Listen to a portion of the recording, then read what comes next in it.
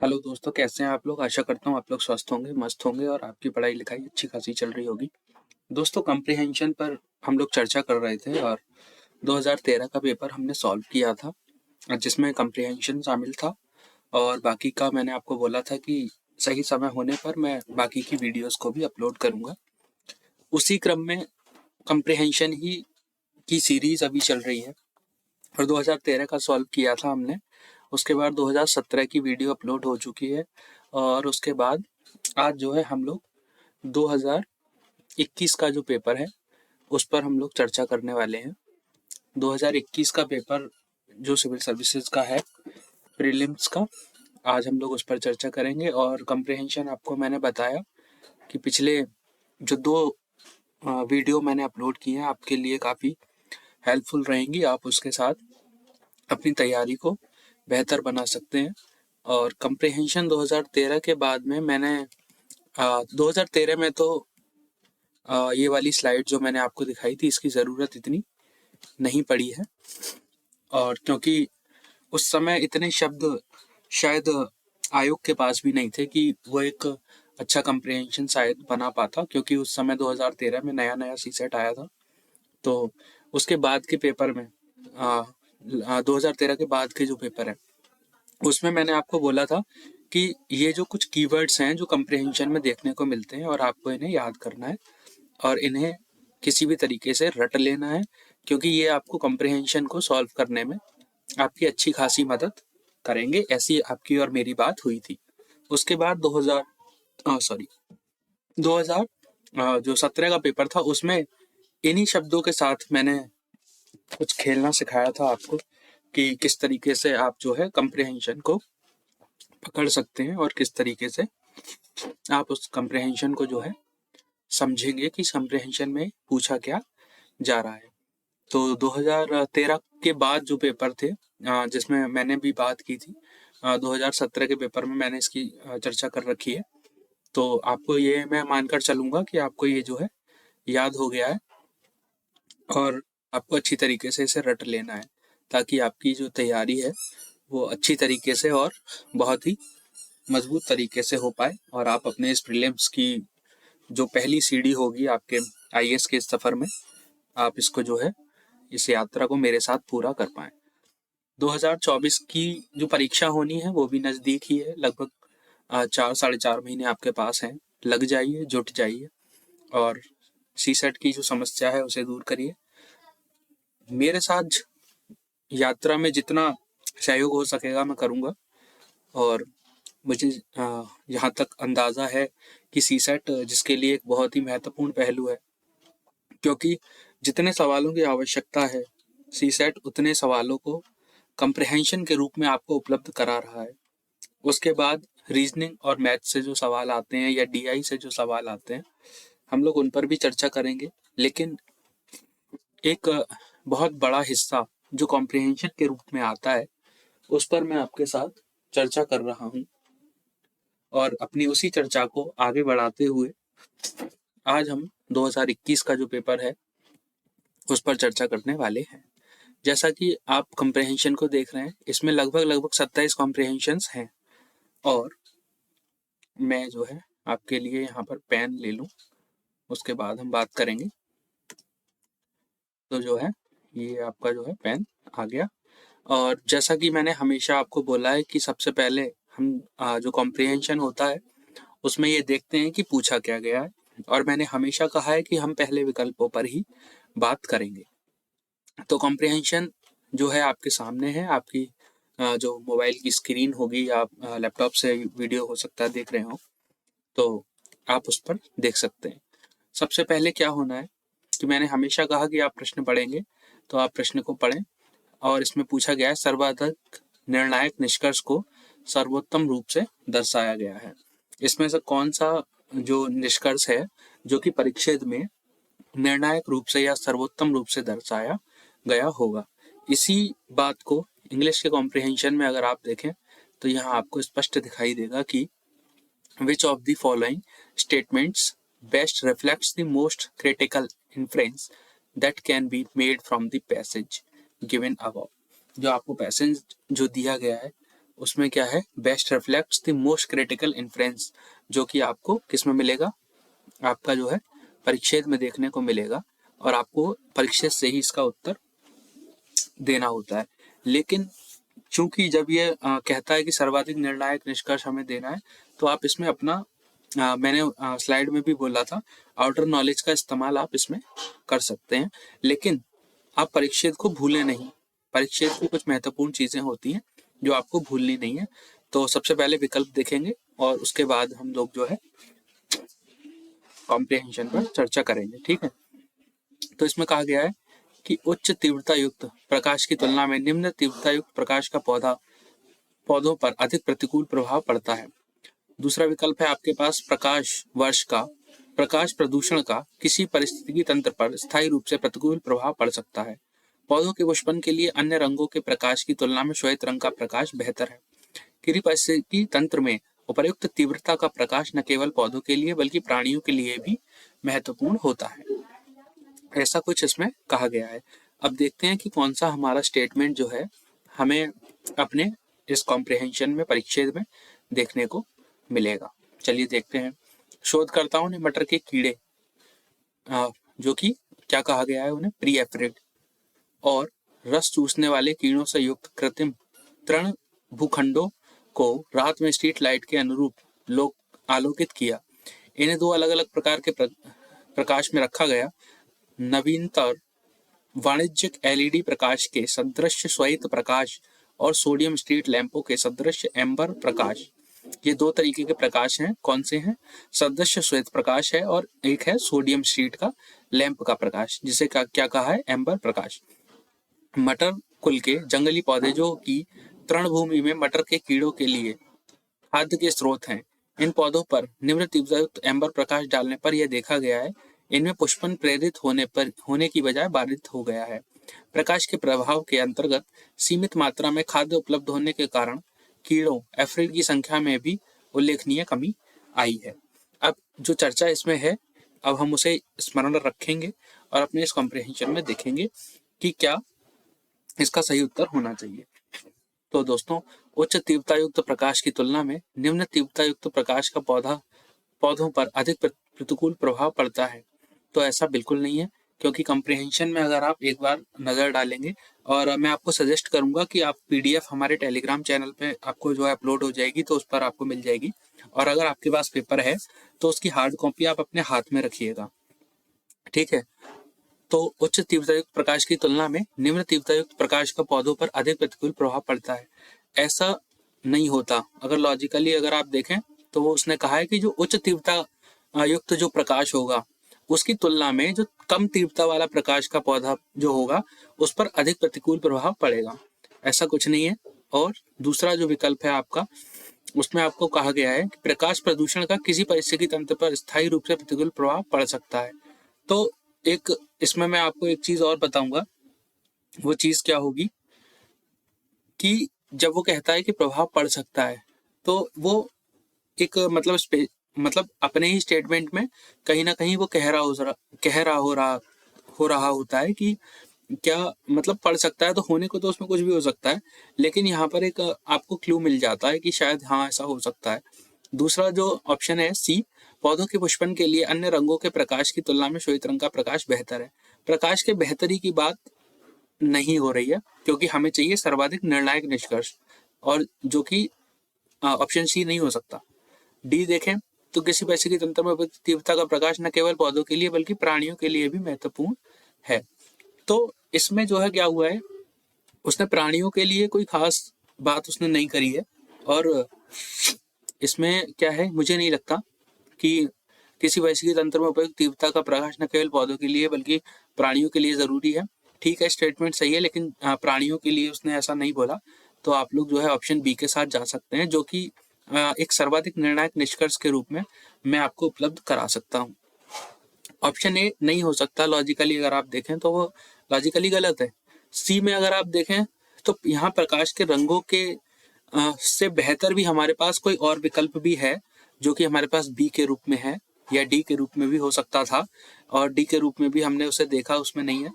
तो option B के साथ आप जाइए, जो कि एक अच्छा विकल्प आपको देखने को मिलता है। इसी के साथ कॉम्प्रिहेंशन 2 देखेंगे हम लोग कि इसमें क्या होगा। इसमें इन्होंने क्या पूछा है, पूर्व धारणाएं पूछी हैं। अजम्पशन मैंने पहले भी आपको बोला है, प्रीवियस वीडियोस में मैंने बात की थी कि अजम्पशन आपको कहाँ मिलेगा, आपके कॉम्प्रिहेंशन के अंदर मिलेगा। On the basis of the passage given above the following assumptions have been made. ठीक है, अब इसमें क्या होगा कि आपको अपना जो कॉम्प्रिहेंशन है, पूर्व धारणा है, वो कहाँ मिलेगी, आपके कॉम्प्रिहेंशन के अंदर। ऑप्शंस को देखेंगे, उसके बाद हम कॉम्प्रिहेंशन को पढ़ेंगे। परागकर्णी परागकर्णी प्राणियों की विविधता के बिना भारत के अनाज खाद्य का संधारणीय उत्पादन संभव नहीं है। एक तो ये लोग जिस तरीके का ये इस्तेमाल करते हैं ना, हिंदी परागकर्णी होना चाहिए या परागकारी होना चाहिए या परागणकारी है, मतलब इनकी हिंदी इतनी टफ होती है कि क्या कहा जाए, कभी कभी अपनी जबान लड़खड़ा जाती है कि ये लोग कहना क्या चाहते हैं। तो परागणकारी जो प्राणियों की विविधता के विषय में इन्होंने चर्चा की और क्या कहा कि विविधता के बिना भारत में अनाज खाद्यान्न का संरक्षण जो है वो संधारणीय नहीं है। दूसरा जो इन्होंने वाक्य कहा वो कहा कि उद्यान फसलों की एक धान्य कृषि कीटों के अस्तित्व के लिए बाधक है। तीसरा, प्राकृतिक वनस्पति में विहीन कृषि क्षेत्रों में परागणकारियों की अत्यधिक कमी हो जाती है। कीटों में विविधता पौधों में विविधता लाती है। तो चलिए देखेंगे कि इसमें आपका जो है अधिक से अधिक क्या उत्तर होना चाहिए। पूर्व धारणा आपको मिल जानी चाहिए, परिच्छेद में मिलेगी, उससे बाहर नहीं।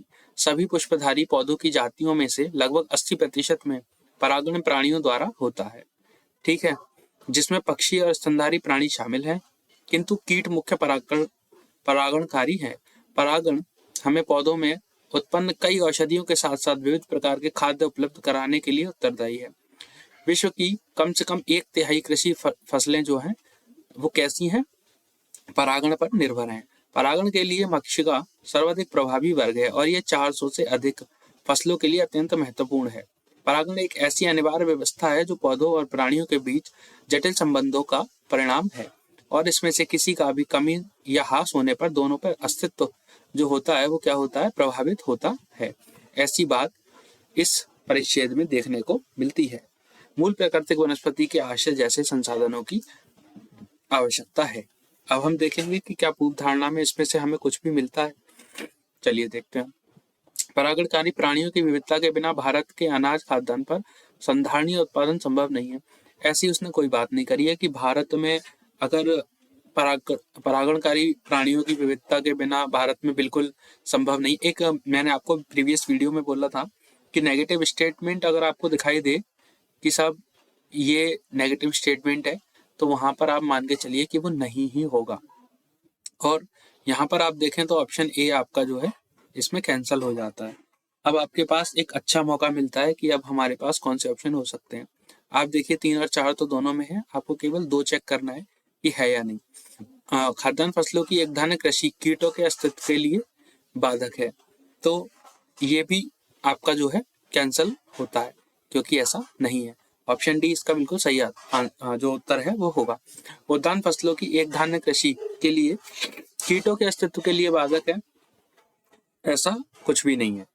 तो आपका जो है ऑप्शन डी के साथ जाइए, जो कि एक आपको अच्छा उत्तर देखने को मिलता है। और फिर ऑप्शन डी में जो हमारा जो चौथा विकल्प है, अगर हम उसे ना भी पढ़ें तब भी ये सही होगा। और अगर चौथा विकल्प आपको ये कहता है, हालांकि दोनों में शामिल है तो सही ही होगा, लेकिन अगर आप मान लीजिए एक को इसमें जो है अपने ऑप्शन को नहीं हटा पाते, आपने एलिमिनेट नहीं किया, तो आप ऑप्शन 4 को भी पढ़ सकते हैं। कीटों में विविधता पौधों में विविधता लाती है, बिल्कुल एक सही उत्तर होगा। अगर आप 4 को सटीक मानकर चलें तो आपका सी और ए वैसे भी कैंसिल हो जाता, आप डी को आराम से पकड़ पाते। इसके बाद हम आगे देखते हैं, आगे के जो कॉम्प्रिहेंशन हैं उसमें क्या मिलेगा आपको। हमेशा की तरह पहले हम लोग ऑप्शंस को पढ़ेंगे, उसके बाद आगे की चर्चा करते हैं। निम्नलिखित में से कौन सा कथन उपयुक्त परिच्छेद के मूल भाव का सर्वोत्तम रूप से दर्शाया गया है। जो परिच्छेद का मूल भाव है उसको कैसे सर्वोत्तम रूप में दर्शाया गया है, उस पर हमें चर्चा करनी है। Which of the following statements best reflects the crux of the passage given above. मतलब जो पैसेज की जान है वो आपको बतानी है कि किस लाइन में पैसेज की जान है। तो इसके लिए सबसे पहले हम लोग अपने ऑप्शंस को देखते हैं। क्षेत्रीय जलवायु मॉडलों का विकास जलवायु अनुकूल क्लाइमेट स्मार्ट कृषि पद्धतियों का चयन करने में सहायक है। क्या ऐसा होगा? शुष्क भूमि कृषि पद्धतियां अपनाकर भौमजल संसाधनों पर अत्यधिक निर्भरता को कम किया जा सकता है। ऑप्शन सी, जलवायु परिवर्तन में जल संसाधनों का महत्व बढ़ा जबकि साथ ही इन पर संकट भी बढ़ा है। जलवायु परिवर्तन के कारण किसानों को आदरणीय आजीविका और जोखिमपूर्ण साधक रणनीतियां अपनानी पड़ती हैं। मतलब 4 ऑप्शन हमने देखे। ऑप्शन डी, जलवायु परिवर्तन के कारण किसानों को आदरणीय आजीविका और जोखिमपूर्ण साधक रणनीतियां अपनानी पड़ती हैं। हाँ, ऐसा हो सकता है, लेकिन जब तक हम अपने कंप्रेहेंशन को नजर न डाल लें जब तक हम उसका सही उत्तर शायद नहीं ढूंढ पाते।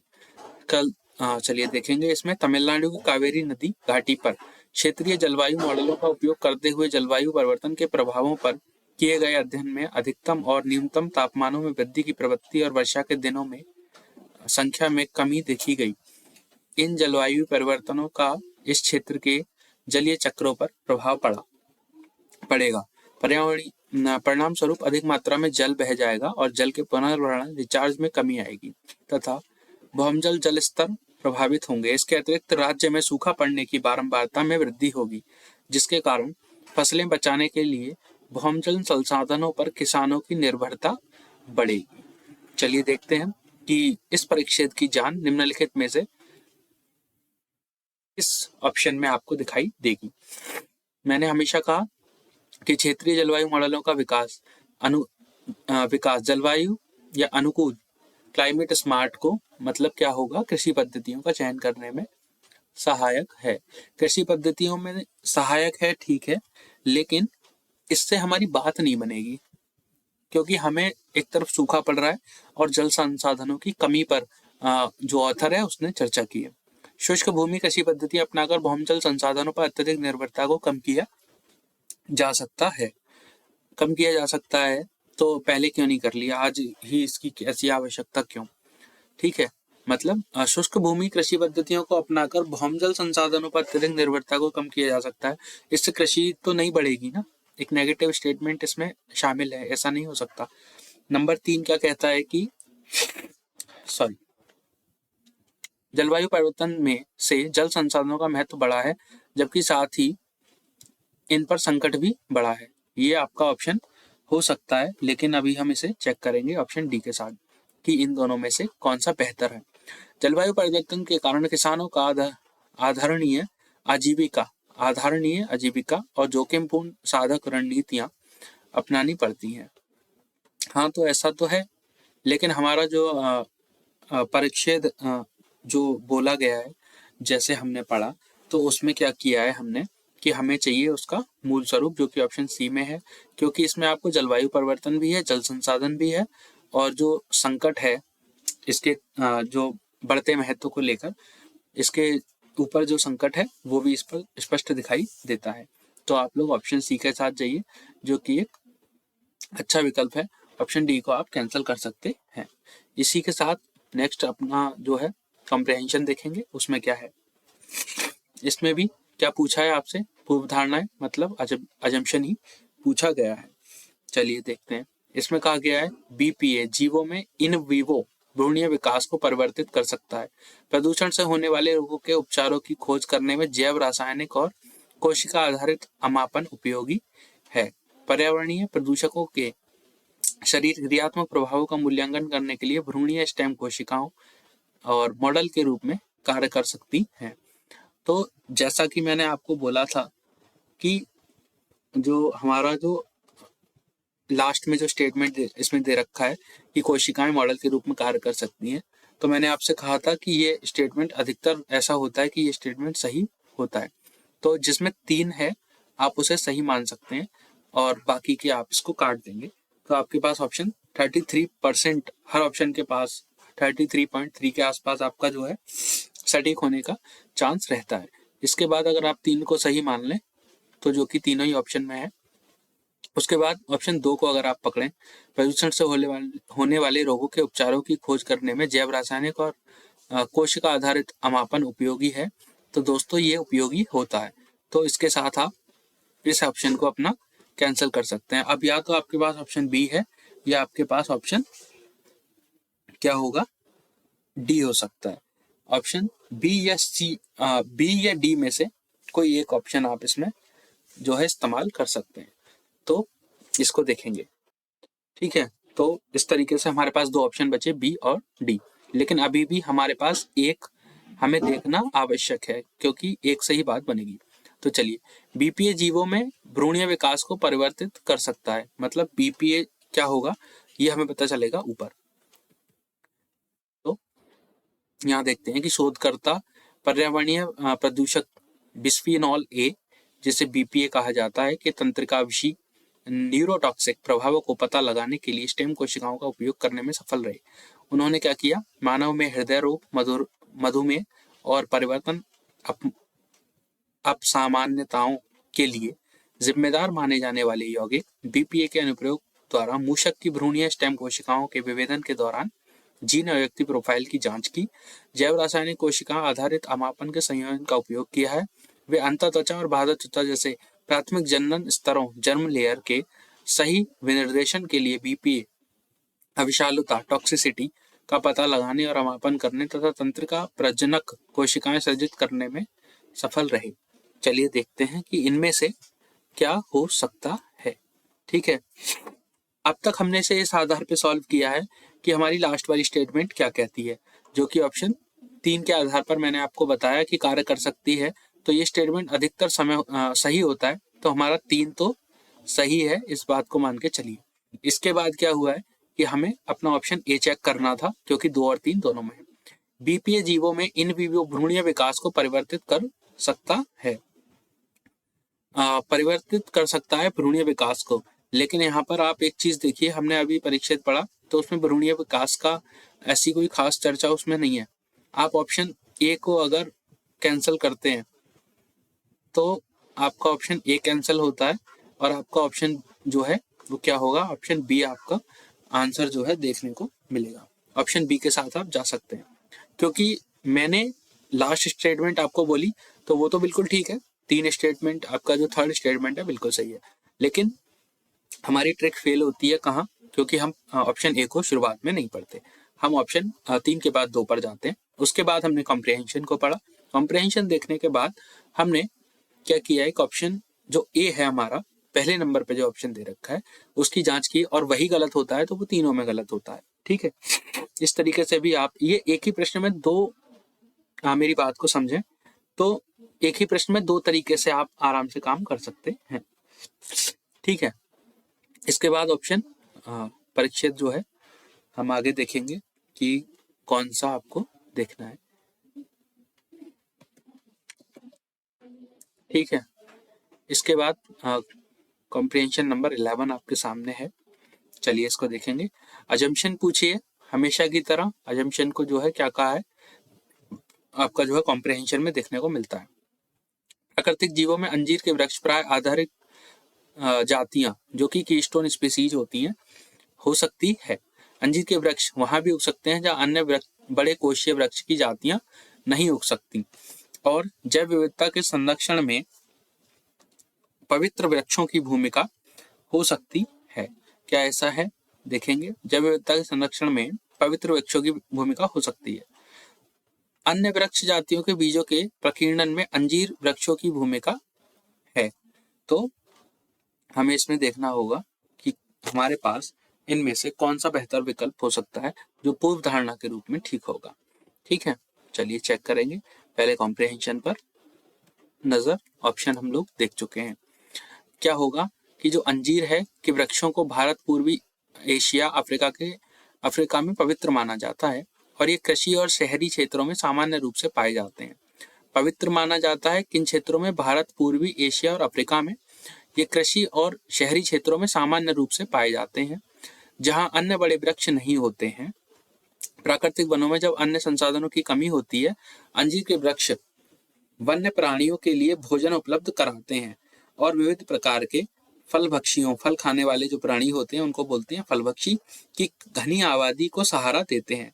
यदि फलभक्षी पक्षी और चमगादड़ अत्यधिक मानवीय हस्तक्षेप वाले स्थानों पर लगे अंजीर के वृक्षों पर निरंतर रूप से जाते रहें तो पवित्र अंजीर वृक्ष प्रचुर संख्या में फलभक्षियों को बढ़ावा दे सकते हैं।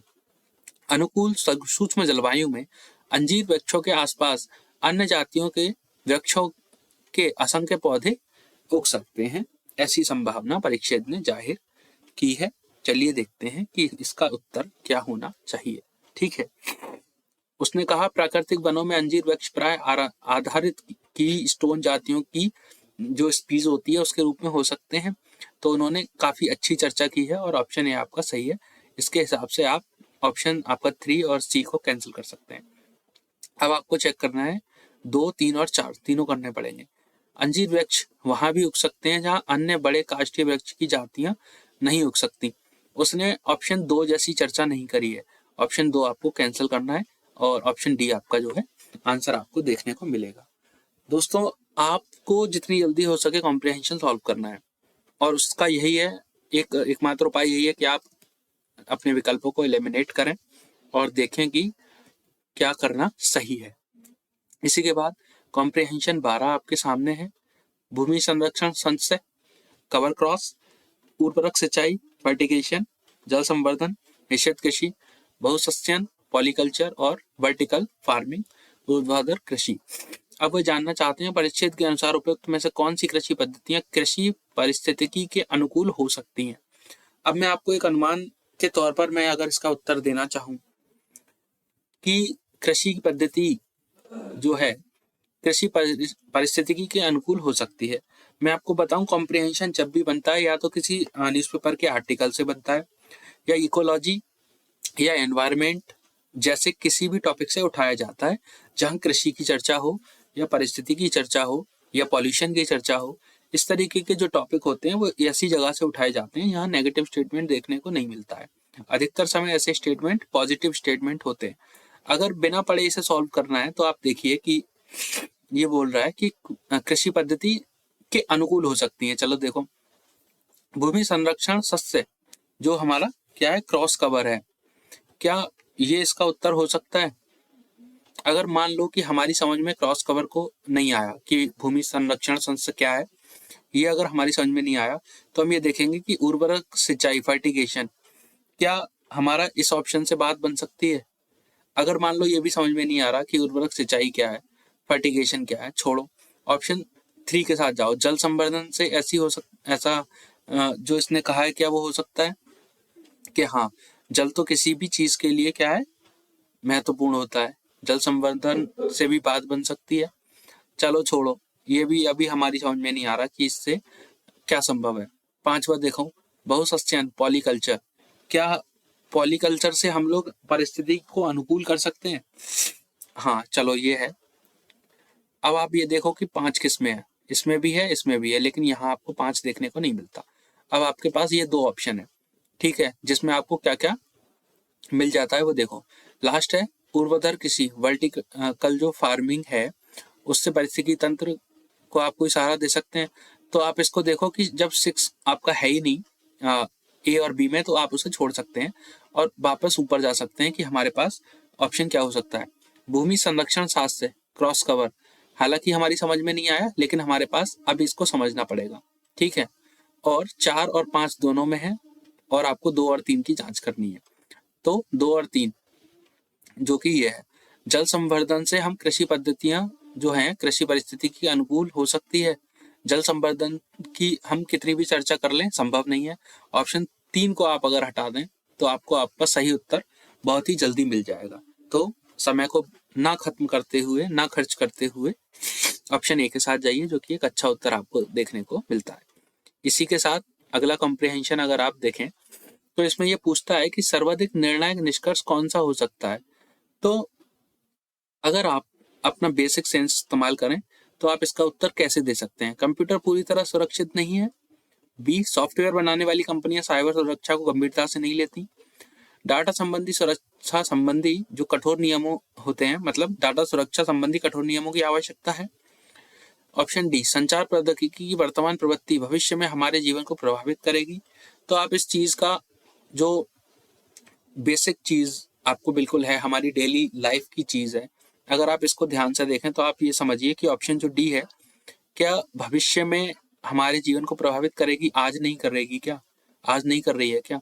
तो ये ऑप्शन आपका लॉजिकली नहीं हो सकता। ऑप्शन बी आप देखिए, सॉफ्टवेयर बनाने वाली कंपनियां साइबर सुरक्षा को गंभीरता से नहीं लेती। क्या सॉफ्टवेयर बनाने वाली कंपनियों को नहीं पता कि साइबर सुरक्षा कितनी इंपॉर्टेंट है और उसे गंभीरता से लेना चाहिए या नहीं? तो कंपनियां तो पूरी कोशिश करती हैं ना कि ऐसा ना हो, आप बी को एलिमिनेट कर सकते हैं। उसके बाद ए और सी आपके पास बचता है। डाटा संबंधी कठोर नियमों की आवश्यकता है। क्या डाटा संबंधी नियम आज नहीं है? क्या वे कठोर नहीं है? क्या ऑप्शन सी हमारे लिए इतना इंपॉर्टेंट हो जाता है कि हम ऑप्शन ए को छोड़ दें? आप ऑप्शन ए के साथ जाइए, जो कि एक सही उत्तर है। कंप्यूटर पूरी तरह सुरक्षित नहीं है, न कल था, न आज है, न आगे होगा। इस बात को अगर आप समझें तो आप पाएंगे कि ऑप्शन सी से ज्यादा हमारा जो विकल्प ए है वो ज्यादा अच्छा है। ठीक है, डाटा संबंधी कठोर नियमों की आवश्यकता है, कल भी थी, आज भी है और आगे भी रहेगी।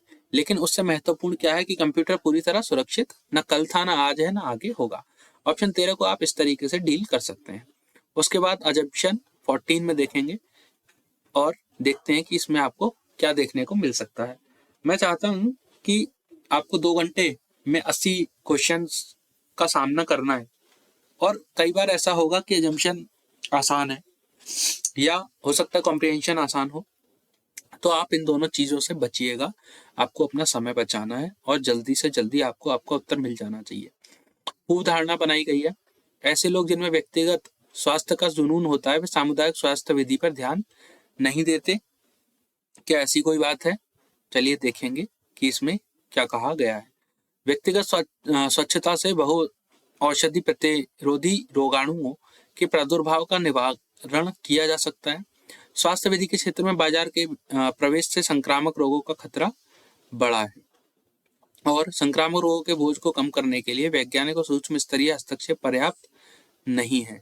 यह जन स्वास्थ्य सुविधाओं उपायों के माध्यम से कार्यान्वित सामुदायिक स्वास्थ्य विधि है जो संक्रामक रोगों के विरुद्ध लड़ाई में वास्तव में कामगर है। अब हमें इसके लिए कॉम्प्रिहेंशन को देखना पड़ेगा, क्योंकि इसने काफी सारी चीजें हमसे पूछ ली हैं। चलिए, गरीबी, असमानता, अस्वस्थकर और अस्वच्छता की दशाओं में जूझता सामाजिक और भौतिक वातावरण संक्रामक रोगों का खतरा उत्पन्न करता है। स्वास्थ्य विधि हाइजीन के भिन्न भिन्न स्तर हैं, व्यक्तिगत, घरेलू और सामुदायिक स्वास्थ्य विधि। इसमें कोई संदेह नहीं है कि व्यक्तिगत सफाई रखने से संक्रामक रोगों की दर में कमी आती है, किंतु कुछ बाजार के प्रवेश ने सुरक्षा की झूठी भावना को जन्म दिया है, जो विज्ञापनों और आक्रामक प्रभाव द्वारा अनुकूलित होती हैं और प्रबल होती हैं। पश्चिम यूरोप का अनुभव यह दर्शाता है कि व्यक्तिगत स्वास्थ्य विधि के साथ साथ वातावरणीय दशाओं में सामान्य सुधार तथा स्वच्छ जल, स्वच्छता और खाद्य सुरक्षा जैसे घटकों से शिशु बाल मृत्यु संक्रमण दरों में पर्याप्त कमी आई है, और हाथों को स्वच्छ रखने के प्रति जुनून व्यक्तिगत स्वास्थ्य पर बाजार के निरंतर प्रभाव को भी लाता है, जिससे परिस्थिति पर इसके नकारात्मक प्रभाव की अवहेलना होती है अथवा उसे हाशिए पर डाल दिया जाता है, और इससे प्रतिरोधी रोगाणुओं का प्रादुर्भाव होता है। तो चलिए, सही ऑप्शन क्या होना चाहिए इस पर हम जो है एक नजर देखेंगे। ठीक है, ऐसे लोग जिनमें व्यक्तिगत स्वास्थ्य विधि का जुनून होता है वे सामुदायिक स्वास्थ्य विधि पर ध्यान नहीं देते। ऐसा नहीं, उसने कॉम्प्रिहेंशन में उसने ऐसा नहीं कहा है। आप ऑप्शन ए को अगर एलिमिनेट करें, आपके पास बचा बी और सी। चलिए देखते हैं, 4 दोनों में है, इसका मतलब वो ठीक है। 3 सही है या गलत, ये देखना है। स्वास्थ्य विधि के क्षेत्र में बाजार के प्रवेश से संक्रामक रोगों का खतरा बढ़ा है। स्वास्थ्य विधि के क्षेत्र में बाजार के प्रवेश से, तो दोस्तों इसमें ऐसा बिल्कुल नहीं है। और अगर आप चेक करना चाहें तो ऑप्शन सी के साथ जाइए, बिल्कुल सही उत्तर है। अगर आपको ऑप्शन 3 भी समझ में नहीं आता, आप ऑप्शन 5 को पढ़ सकते हैं। अदरवाइज हमें बचाना है समय, तो क्या करना होगा कि हमें ऑप्शन सी के साथ जाना है, और 3 पर हमें ये बिलीव होना चाहिए कि हमारा ये ऑप्शन बिल्कुल सही है। लेकिन जो लोग, चूंकि अभी हम शुरुआती सीरीज है, कोई बात नहीं, अभी हम सीख रहे हैं कि हमें कैसे उसे अपने समय को बचाना है और एलिमिनेशन तकनीक का इस्तेमाल कैसे करना है। अगर आपको 3 समझ में नहीं आया, आप 5 को भी पढ़ सकते हैं क्या सही है या नहीं। यह जन स्वास्थ्य उपायों के माध्यम से कार्यान्वित सामुदायिक स्वास्थ्य विधि है जो संक्रामक रोगों के विरुद्ध लड़ाई में वास्तव में कारगर है। तो आप ऑप्शन 5 को जब सटीक कर देंगे और 1 को गलत कर देंगे, आपको अपना ऑप्शन अपने आप मिल जाएगा। ऑप्शन सी के साथ आप जाइए, जो कि बिल्कुल सही उत्तर आपको देखने को मिलता है। मैं एक ही कॉम्प्रिहेंशन के साथ आपको इतनी सारी चीजें बता रहा हूँ कि आपको कहीं और भटकने की जरूरत नहीं पड़ेगी और आप बहुत ही आसानी के साथ अपने कॉम्प्रिहेंशंस को कर सकते हैं। अब जैसे कॉम्प्रिहेंशन में आप स्क्रीन पर देख रहे हैं, इन्होंने क्या किया है कि इन्होंने परीक्षित पूछा है सर्वाधिक निर्णायक संदेश, जिसके लिए मैं समझता हूँ कि अगर आप कॉमन सेंस का इस्तेमाल कर रहे हैं तो बहुत ज्यादा आपको इससे जूझना नहीं पड़ेगा। भारत में ऊर्जा निर्णय की प्रक्रिया सदैव जटिल और अंतः संबंधित रही है, क्या ये ऑप्शन इसमें हो सकता है। और भारत की ऊर्जा और जलवायु नीति संधारणीय विकास के लक्ष्यों के लिए अत्यधिक सुसंगत है। उसके बाद भारत की ऊर्जा और जलवायु संबंधी कार्रवाई इसके व्यापक सामाजिक, आर्थिक और पर्यावरणीय लक्ष्यों के लिए अनुकूल नहीं है। भारत के ऊर्जा निर्णय की प्रक्रिया सीधे तौर पर आपूर्ति उन्मुख है और मांग पक्ष की अपेक्षा करती है। इनमें से हमारा सर्वाधिक निर्णायक निष्कर्ष अगर हम अपने कॉम्प्रिहेंशन पर नजर डालें तो देखेंगे क्या होगा। ऊर्जा और जलवायु संबंधी नीति निर्माण के क्षेत्र में भारत चुनौतीपूर्ण आसन्न भविष्य का सामना कर रहा है। ठीक है, समस्याएं कई हैं। ठीक है, जीवाश्म ईंधन के उत्पादन क्षमताओं में अस्थिरता, सबसे गरीब लोगों के लिए बिजली और खाना पकाने के आधुनिक ईंधन की सीमित पहुंच, अस्थिर वैश्विक ऊर्जा के संदर्भ में ईंधन में आयात में वृद्धि, बिजली के निरंतर मूल्य निर्धारण और शासन की चुनौतियों के फलस्वरूप बिजली की अत्यधिक कमी अथवा अतिरिक्त आपूर्ति। केवल यह नहीं, भूमि, जल तथा वायु पर बढ़ता हुआ पर्यावरणीय विवाद। किंतु यह सब इतना निराशाजनक भी नहीं है। बढ़ते हुए ऊर्जा दक्षता कार्यक्रम, एकीकृत शहरीकरण और परिवहन नीति पर चर्चा, ऊर्जा तक पहुंच और ऊर्जा सुरक्षा बढ़ाने के लिए ठोस प्रयास और नवीकरणीय ऊर्जा हेतु साहसिक पहल, भले ही इसकी पूरी संकल्पना तैयार नहीं है, तथापि ये परिवर्तन की आशा की ओर संकेत करते हैं। चलिए देखते हैं क्या जो स्टेटमेंट्स हैं उनसे हमारी कॉम्प्रिहेंशन की भाषा मिलती है या नहीं। तो देखते हैं, भारत के ऊर्जा निर्णय की प्रक्रिया सदैव जटिल और अंतर संबंधित है, ऐसी कोई बात उसने नहीं करी है। और ऑप्शन बी, भारत में ऊर्जा और जलवायु नीति संधारणीय विकास के लक्ष्यों के लिए अत्यधिक सुसंगत है। सुसंगत है तो फिर उन्नति कहाँ है, वो भी चीजें देखनी चाहिए क्योंकि कॉमन सेंस हम इस्तेमाल करके चल रहे हैं। ऑप्शन सी, भारत की ऊर्जा और जलवायु संबंधी कार्रवाई इसके व्यापक सामाजिक, आर्थिक और पर्यावरणीय लक्ष्यों के लिए अनुकूल नहीं है। तो ऑप्शन सी मुझे यहाँ पर ज्यादा ठीक लग रहा है। और भारत के ऊर्जा निर्णय की प्रक्रिया सीधे तौर पर आपूर्ति उन्मुख है और मांग पक्ष की उपेक्षा करती है, तो ऐसा भी कुछ भी नहीं है। मैं यहाँ एक चीज आपको बता के चल रहा हूँ, ऑप्शन ए, मुझे लग रहा है कि आयोग ने शायद इसका ऑप्शन ए रखा है 21 का, कि भारत के ऊर्जा निर्णय की प्रक्रिया सदैव जटिल और अंतर संबंधित है। तो शायद यह भी एक उत्तर हो सकता है, लेकिन मैं चाहता हूँ कि ऑप्शन सी आप इसमें लगाएं कि भारत की ऊर्जा और जलवायु संबंधी कार्रवाई इसके व्यापक सामाजिक, आर्थिक और पर्यावरणीय लक्ष्यों के लिए अनुकूल नहीं है। तो मुझे लगता है ऑप्शन सी होना चाहिए, लेकिन आयोग ने इसके उत्तर को ऑप्शन ए में दिखाया है, तो हो सकता है ए हो सकता है। तो यहाँ पर आप थोड़ा सा देख कर चल सकते हैं कि हमें क्या करना है। आपका जो मन हो आप उसे लगाइए, बाकी तो आयोग की आंसर की है, आयोग जाने। ठीक है, उसके बाद हम लोग यहाँ पर चर्चा करेंगे कि कौन सा सर्वाधिक निर्णायक संदेश इसमें आपको 22 में देखने को मिलेगा। लोगों को पशुपालन उत्पादों के सेवन से बचना चाहिए। पशुपालन है उसके उत्पादों से सेवन से बचना चाहिए। कुछ भी हो कॉम्प्रिहेंशन में, क्या ऐसा होना चाहिए? अपना जो है कॉमन सेंस अगर लगाओ तो क्या ऐसा होना चाहिए? मुझे तो ऐसा नहीं लगता। भले ही परिच्छेद में कुछ भी हो, लेकिन नेगेटिव स्टेटमेंट तो नहीं बन सकती। पशुओं से उत्पन्न खाद्य पदार्थों के स्थान पर पौधों से उत्पन्न खाद्य पदार्थों का उपयोग करना चाहिए। दोनों ही अपनी जगह बिल्कुल सही होते हैं। क्या ये भी एक स्टेटमेंट हो सकती है? क्या नहीं हो सकती? ऑप्शन सी देखो, पशुओं पर प्रतिजैविक औषधियों के प्रयोग पर प्रतिबंध होना चाहिए। क्यों होना चाहिए? कारण भी हो, और अगर हो तो एंटीबायोटिक्स पर को पशुओं पर हम बंद क्यों करें? क्या ये एक उत्तर हो सकता है? मुझे नहीं लगता। ऑप्शन डी इसका सही उत्तर होगा। प्रतिजैविक औषधियों का प्रयोग केवल रोगों के उपचार के लिए ही किया जाना चाहिए। ये बिल्कुल ठीक है, लेकिन वो कह रहा है बंद कर दो। क्यों कर दो बंद? भाई कुछ तो कारण होना चाहिए ना।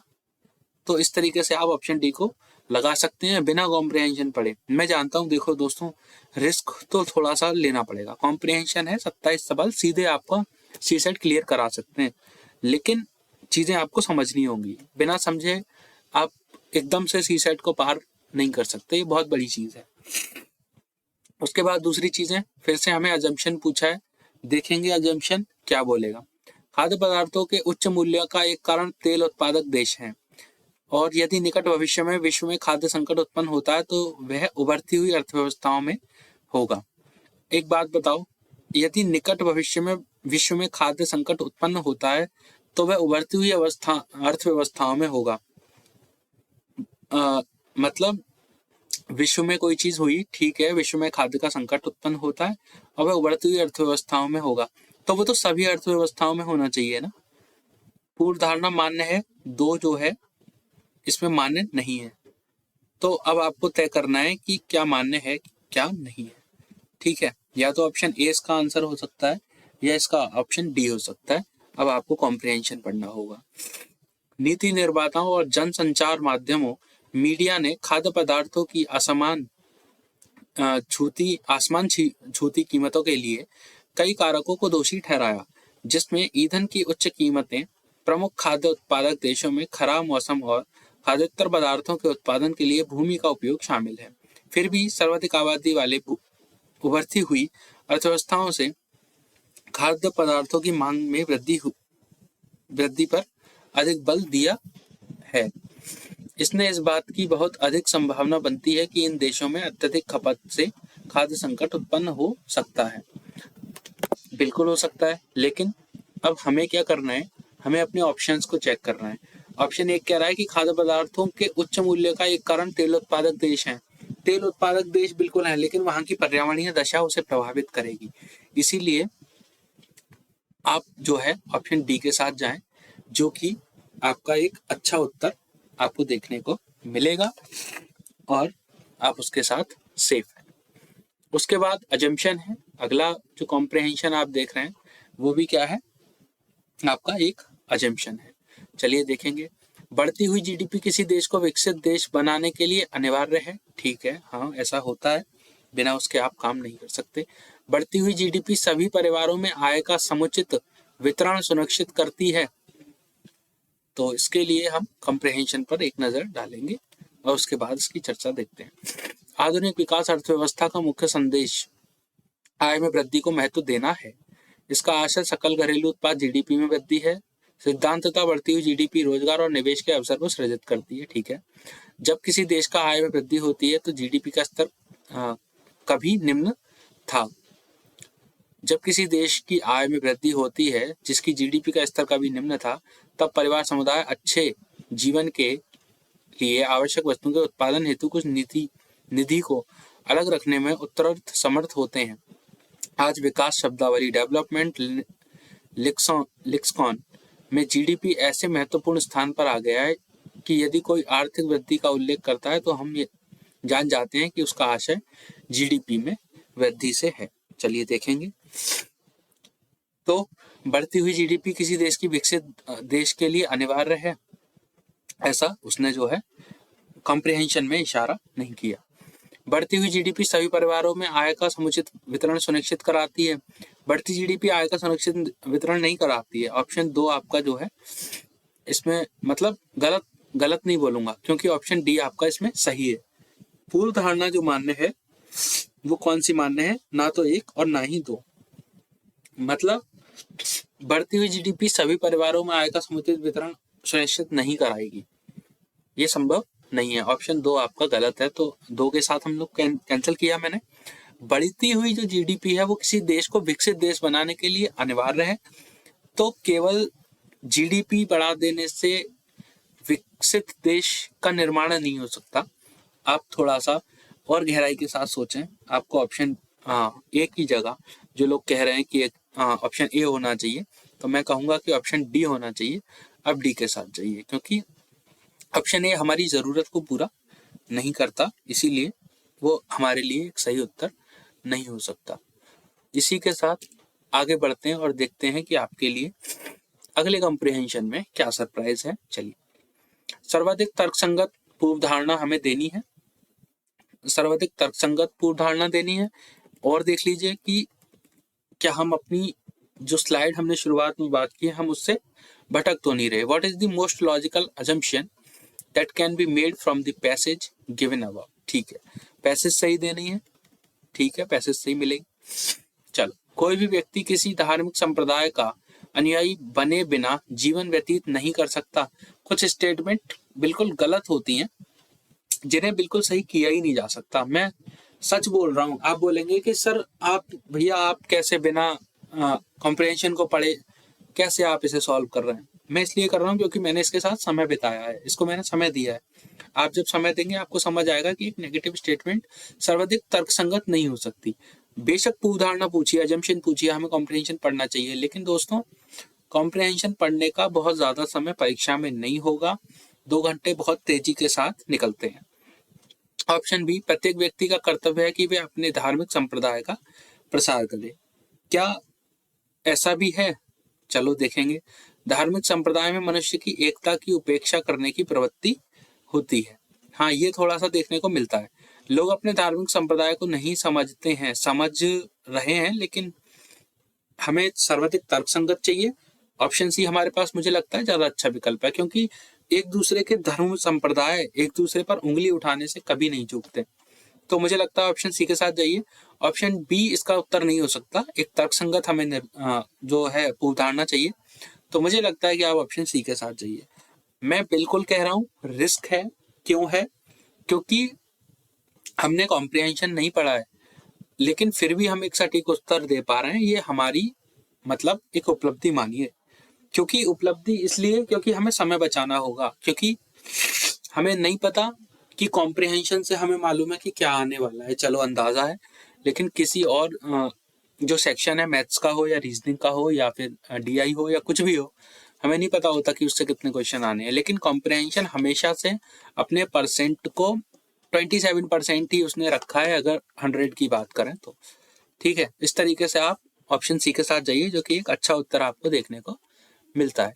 इसी के साथ अब देखेंगे तर्कसंगत और विवेकपूर्ण निष्कर्ष निकालना है, जो कि किसके आधार पर, परीक्षित के आधार पर।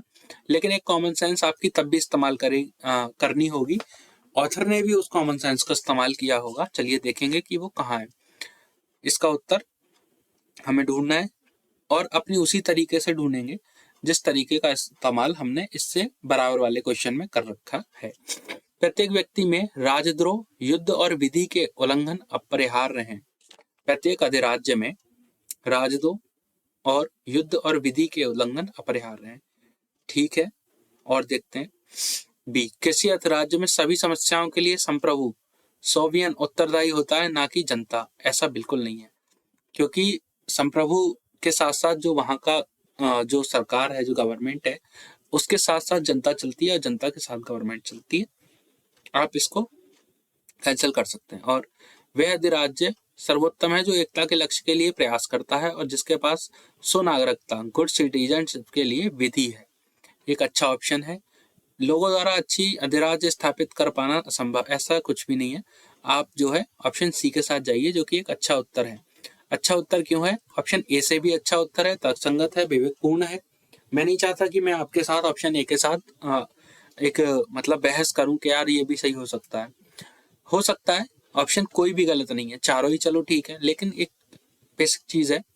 वो बेसिक चीज ये है कि वो खुद कहता है कि हमें चाहिए सर्वाधिक तर्कसंगत और विवेकपूर्ण निष्कर्ष, जो आपका ऑप्शन सी से अच्छा निष्कर्ष नहीं हो सकता। आप जल्दबाजी में हैं। ठीक है, कॉम्प्रिहेंशन आपने पहले सॉल्व किया है, बाद में किया है, इस बात से कोई फर्क नहीं पड़ने वाला। थोड़ा सा रिस्क लीजिएगा और उसके बाद आगे बढ़िएगा। ऑप्शन सी लगाइए, बात ही खत्म होती है। ठीक है, नेक्स्ट फिर से अजम्पशन आती है। अजम्पशन से जूझना, मैंने आपको जो इससे पहले वाली वीडियो जो अपलोड हुई थी, मैंने खूब आपको सिखाया था कि अजम्पशन से कैसे लड़ना है, और मैं खुद आपके साथ इस अगली वीडियो में खुद मैं मेहनत कर रहा हूँ, ठीक है। तो उपधारणा इसमें भी है, क्या होना चाहिए देखेंगे। समानता, लोगों के लिए समाज के बहुविध व्यवहारों में आत्मविश्वास के साथ भाग लेने की एक पूर्वापेक्षा है।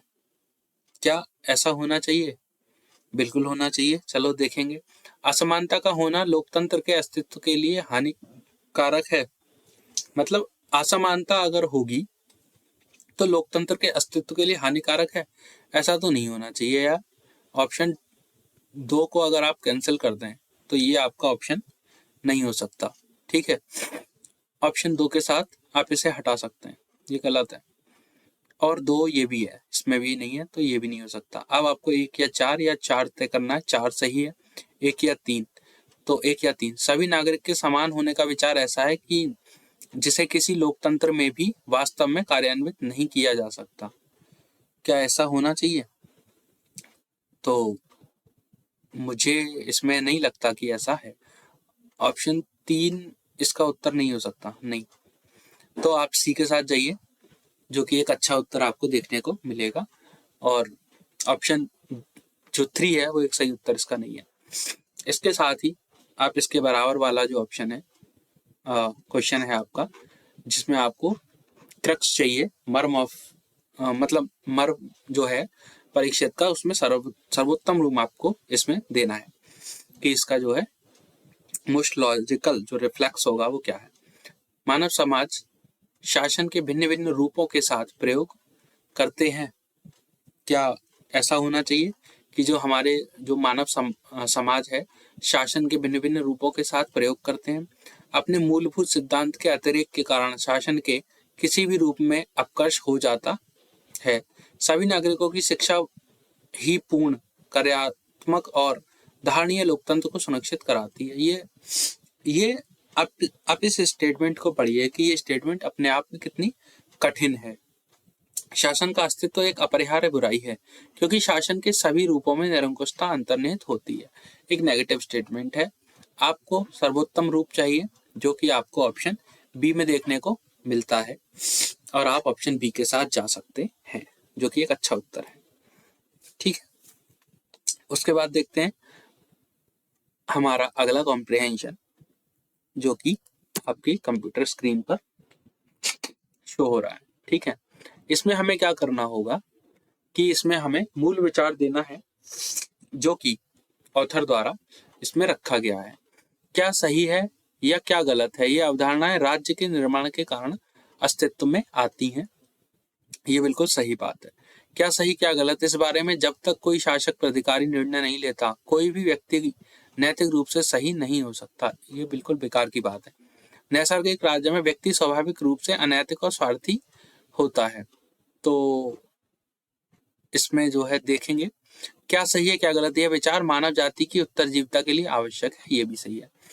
इसमें ए, सी और डी, लेकिन हमें इसके लिए कॉम्प्रिहेंशन देखना पड़ेगा दोस्तों। चलो, नैसर्गिक राज्य में व्यक्ति स्वाभाविक रूप से अनैतिक और स्वार्थी होता है, ये हमारी लाइन थी, और ये हमें यहाँ दे रखी है कि नैसर्गिक राज्य में ऐसा कुछ भी विद्यमान नहीं हो सकता जिसे सामान्य सहमति से अच्छा या बुरा कहा जा सके, ठीक है। तो आप क्या करेंगे कि ऑप्शन सी को कैंसिल करेंगे, क्योंकि उसने पहले ही लाइन में बोल दिया कि ऐसा तय नहीं है कि क्या सही और क्या गलत। जो है डी या ए में से अगर कुछ चुनना हो तो आप ए ऑप्शन को चुनिएगा, जो कि एक अच्छा उत्तर है। क्योंकि एक बात ये भी आप सोचकर चलिए कि हमें सर्वोत्तम रूप भी देना है, ठीक है। उसके बाद क्वेश्चन नंबर 42 चलिए देखेंगे।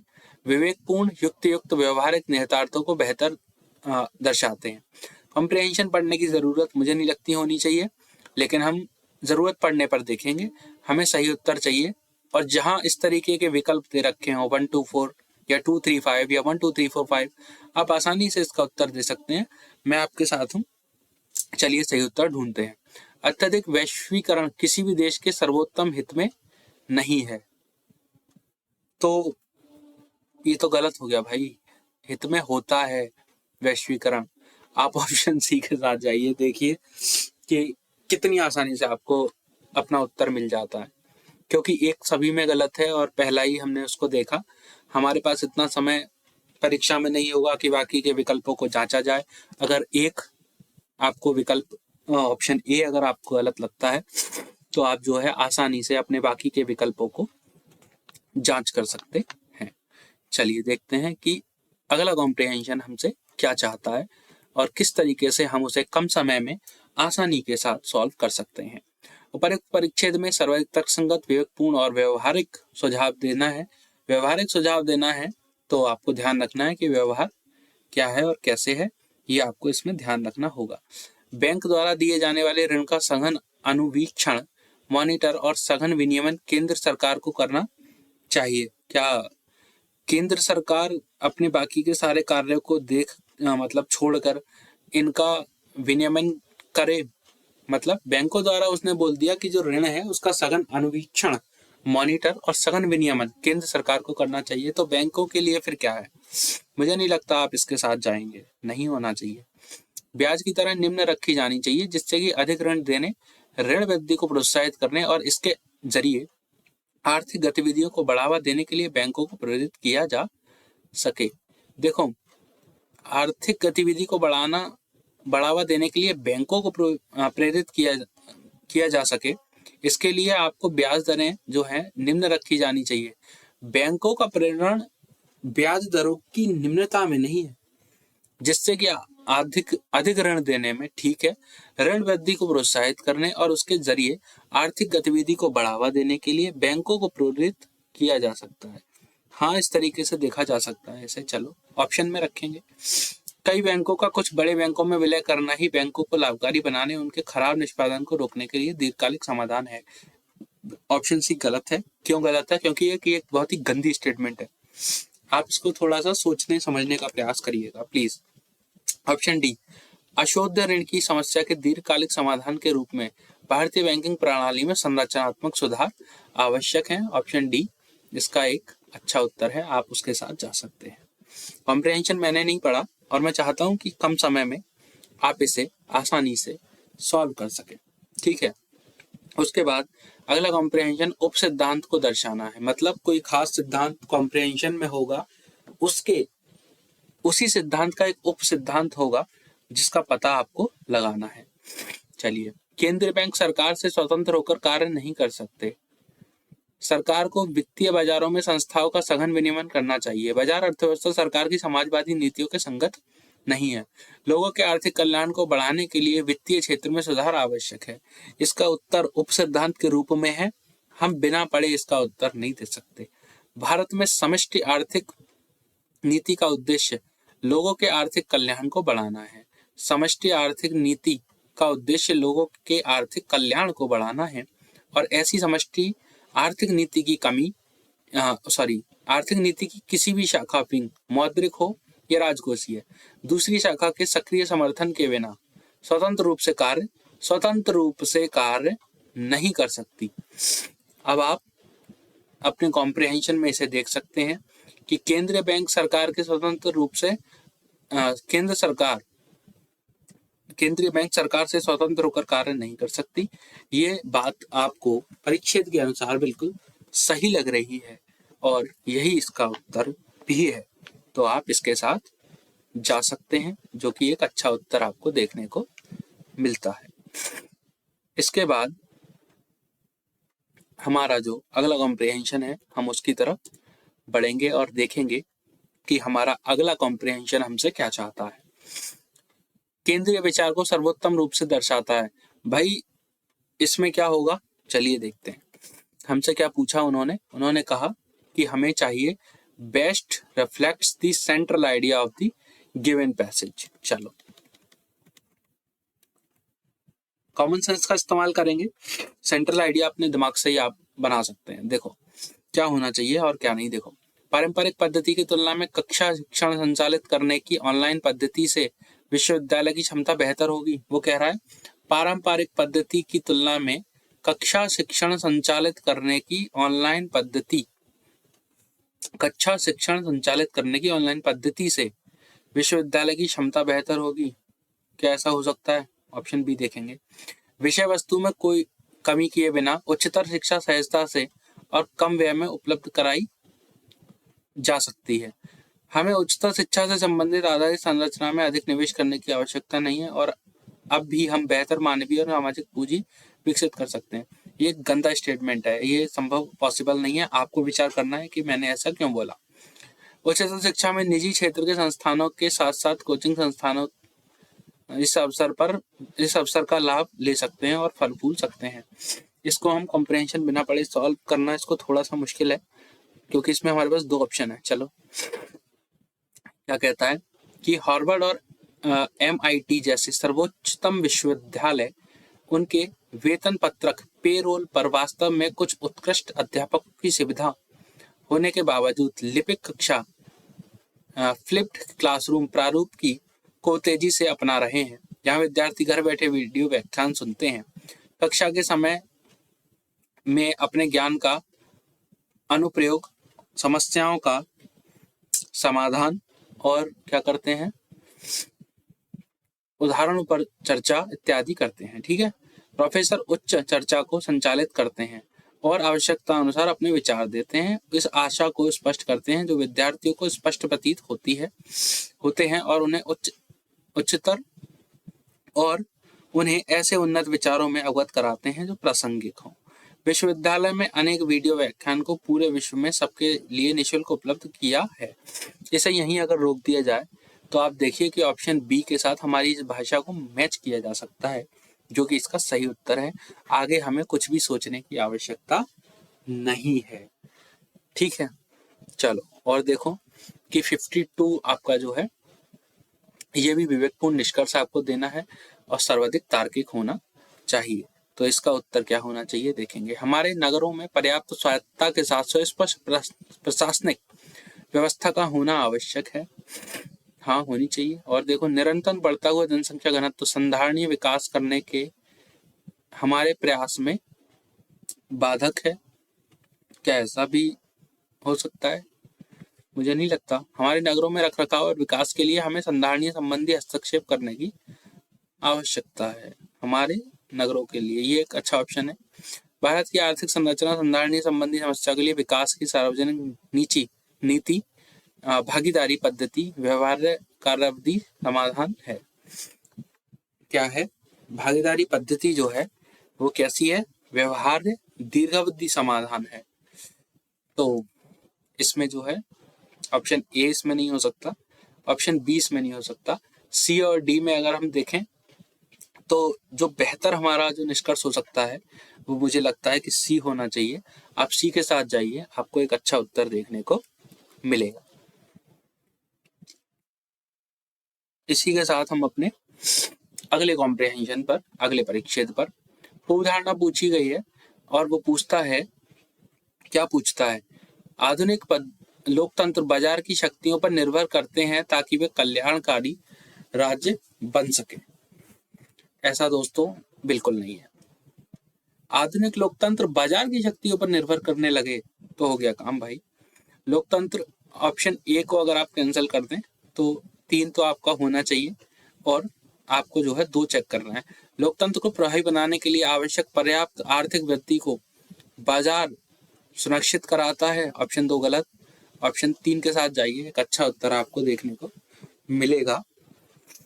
कोई भी कॉम्प्रिहेंशन, किसी भी कॉम्प्रिहेंशन में आपको कोई भी समस्या हो कि सर मुझे तो एक वाक्य या एक शब्द से इस कॉम्प्रिहेंशन में आपके उत्तर को गलत करके या आयोग के उत्तर को गलत करके मुझे ये लगता है, आप अपना कमेंट करिए। मैं आपको तसल्ली के साथ वीडियो में अलग से एक शॉर्ट वीडियो आपको मिल जाएगी कि ये कॉम्प्रिहेंशन गलत हुआ तो क्यों हुआ।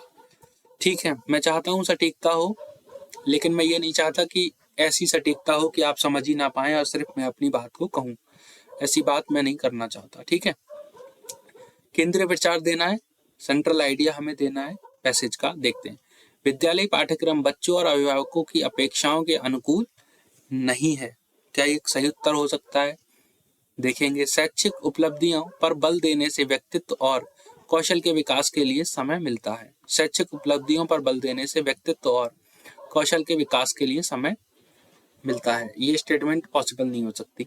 बच्चों को बेहतर नागरिक बनाने के लिए तैयार करना शिक्षा व्यवस्था की जिम्मेदारी होनी चाहिए। बिल्कुल ऐसा नहीं हो सकता। बेहतर नागरिक बनने के लिए वर्तमान विश्व व्यवस्था शैक्षिक विषय वस्तु के अतिरिक्त सामाजिक जीवन साधक कौशल की मांग है। आपका ऑप्शन 62 का डी बिल्कुल सही है। क्यों है? क्योंकि इसका उत्तर आप भी बता सकते हैं कि डी होना चाहिए। ठीक है, चलिए देखते हैं कि अगला कॉम्प्रिहेंशन हमारा क्या होना चाहिए।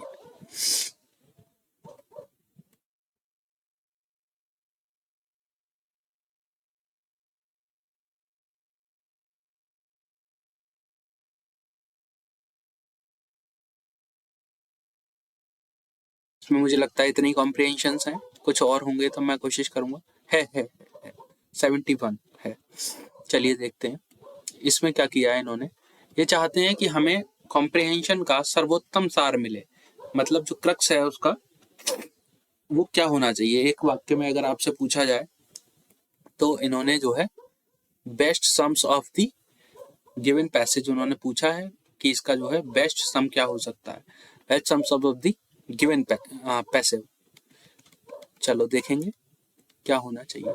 किसी भी मानवीय प्रयास का प्राथमिक उद्देश्य धन का सृजन करना होता है? बिल्कुल नहीं, ऐसा नहीं होता है। अंतरिक्ष हमारी भावी अर्थव्यवस्था को नियंत्रित करेगा, चाहे वह सौरमंडल में विद्यमान अंतरिक्ष हो अथवा अंतरतारकीय अंतरिक्ष। हो सकता है भाई, परीक्षा में उसमें क्या कहा है हमें नहीं पता, इसे सही या गलत कहना अभी हमारे लिए उचित नहीं है। मनुष्य मुख्यतः आर्थिक प्रतिफल के लिए नई सरहदों की खोज करने के लिए प्रेरित होता है। ये बात सही है। कुछ लोगों के जोखिम लेने का व्यवहार ही धन सृजन का आधार होता है। हाँ, ऐसा होता है। तो इसको एक बार जो है कॉम्प्रिहेंशन पर नजर होनी चाहिए। चलिए देखेंगे। मध्ययुगीन व्यापारी चीन के बाजार तक पहुंचने के लिए रेशम मार्ग सिल्क रोड के खतरों का जोखिम उठाते थे। ठीक है। 15वीं शताब्दी में हल्के पाल वाले पुर्तगाली जहाजों ने ज्ञान की अपेक्षा स्वर्ण और मसालों की खोज से परिचित विश्व की सीमाओं से परे यात्रा की ऐतिहासिक दृष्टि से देखें तो हमेशा संसाधनों की खोज ही सरहदों की खोज करने के लिए प्रेरक रहा है। विज्ञान और जिज्ञासा कमजोर प्रेरक हैं, चाहे सौरमंडल हो या अंतरिक्षीय अंतरिक्ष। उसने कहा है खोज की सरहदों की खोज करने के लिए, संसाधनों की खोज करने के लिए, सरहदों की खोज करने के लिए प्रेरक रहा है। विज्ञान और जिज्ञासा कमजोर प्रेरक रहे हैं। अब आप इस बात को यहाँ देखिए कि ऑप्शन 20 का गलत होता है, क्योंकि उसने कहा है, क्या कहा है कि जो सीमाओं की जो बात उसने की, और ऑप्शन बी के लिए उसने कहा है, क्या कहा है कि संसाधनों की खोज ही सरहदों की खोज के लिए प्रेरक रहा है और विज्ञान और जिज्ञासा कमजोर प्रेरक हैं। आप यहाँ देखिए ऑप्शन बी इसका उत्तर नहीं हो सकता। मनुष्य मुख्यतः आर्थिक प्रतिफल के लिए नई सरहदों की, नई सीमाओं की खोज में रहा, इसीलिए आप ऑप्शन सी के साथ जाइए। बिना ऑप्शन डी पर बहस किए आपको एक अच्छा उत्तर देखने को मिल जाएगा। 72 पर अगर हम चर्चा करें, परिच्छेद के अंश प्रथम अंश में किस विचार का उद्देश्य किया गया है? सत्य बोलने के संबंध में सहमति, असत्य बोलने के संबंध में सहमति, सत्य बोलने के संबंध में असहमति, सत्य बोलने से होने वाली हानि के संबंध में असहमति। उसने कहा है कि प्रथम अंश, तो प्रथम अंश देखना होगा। अधिकांश लोग सहमत होने की शायद कुछ विशेष परिस्थितियों को जोड़कर, जहां सत्य बोलने से अधिक हानि होगी, जानबूझकर असत्य बोलना गलत है। यहाँ तक कि सर्वाधिक सत्यवादी लोग संभवतः बहुत सारे असत्य बोलते हैं, जिन्हें अर्थ विषयक सिमेंटिक असत्य माना जा सकता है। उनके शब्द प्रयोग में कुछ मात्रा में असत्य होता है, जो कामोवेश सोचा समझा होता है। चलिए देखते हैं कि इसमें क्या है। तो यहाँ आप देखेंगे इसमें असत्य बोलने से संबंध में सहमति इसमें नहीं है, असत्य बोलने के संबंध में असहमति भी नहीं है, सत्य बोलने के संबंध में असहमति भी नहीं है। वो कह रहा है दोनों चीजें होती हैं, कामोवेश, सत्य बोलने से होने वाली हानि के संबंध में असहमति। ऑप्शन डी के साथ आप जा सकते हैं। 72 आपको जो है अच्छा एक उत्तर डी ऑप्शन देखने को मिलता है। इसी के साथ आपको कौन सी आदत अच्छे लोगों में बहुधा पाई जाती है? अच्छे लोगों में कौन सी आदत होनी चाहिए भैया बताओ, सभी अच्छे लोग हैं। चलिए, सत्य और असत्य को मिश्रित करना, सत्य को असत्य के साथ सभिप्राय मिश्रित करना, तथ्यों का मिथ्याकरण नहीं। सत्य भाई अच्छे लोगों का ये काम नहीं होता, बिल्कुल नहीं होता। सत्य का संपूर्ण छिपा बिल्कुल नहीं होता। ए या बी में से कोई एक ऑप्शन है, हमें सर्वोत्तम चाहिए रहता है। सत्य को असत्य के साथ सभी प्रयास मिश्रित करना। ऑप्शन बी के साथ आप जाइए, आपको एक अच्छा उत्तर देखने को मिलता है। तो ऑप्शन बी आपका इसका अच्छा उत्तर देखने को मिलता है। बाकी के लिए इसमें अन्य कोई और कॉम्प्रिहेंशन नहीं है। तो दोस्तों ये था आज का comprehension 2021 civil services exam. UPSC के इस प्रिलिमिनरी एग्जामिनेशन के लिए कॉम्प्रिहेंशन एक अच्छा विकल्प हो सकता है। आपको आपकी यात्रा के जो नज़दीकी पड़ाव है सफलता का, आपको उसकी ओर ले जाएगा। और मेरा जो प्रयास है कि मैं आपको कम समय में कॉम्प्रिहेंशंस के साथ खेलना सिखा दूं, जिससे आप अपने उद्देश्य को प्राप्त कर सकें। और इसी क्रम में हमने इस सीरीज को शुरू किया था। 2013 का भी पेपर है, 17 का भी है, 21 का भी आपके सामने है, और आगे ज़रूरत पड़ेगी तो 22 और 23 के पेपर पे भी मैं चर्चा करूँगा। और मुझे लगता है कि जितनी मेहनत मैं आपके साथ इस कॉम्प्रिहेंशन के पेपर पर कर चुका हूँ, तो मुझे लगता है कि आपको कोई भी समस्या नहीं होनी चाहिए। और अगर समस्या है तो आप कमेंट बॉक्स में कमेंट करिए। कॉम्प्रिहेंशन से जुड़ा कोई भी सवाल मुझे नहीं लगता कि अब आपका गलत होना चाहिए, तो इसके लिए मैं हमेशा आपके साथ हूँ। और अगर आप लोगों ने जो है इस वीडियो को पूरा देखा है, तो ये वीडियो मुझे लगता है कि आपके लिए सक्सेसफुल आपके लिए हो। आप अपनी सक्सेस को पाएं, अपनी जो डेस्टिनेशन है उसको प्राप्त करें। और मैं तो आपके साथ हमेशा हूँ। तो आज के लिए इतना ही। बाकी आपसे फिर मुलाकात होगी हमारी किसी और वीडियो के साथ। तो thanks for the watching this video, and like, share and subscribe the channel. Okay, thank you.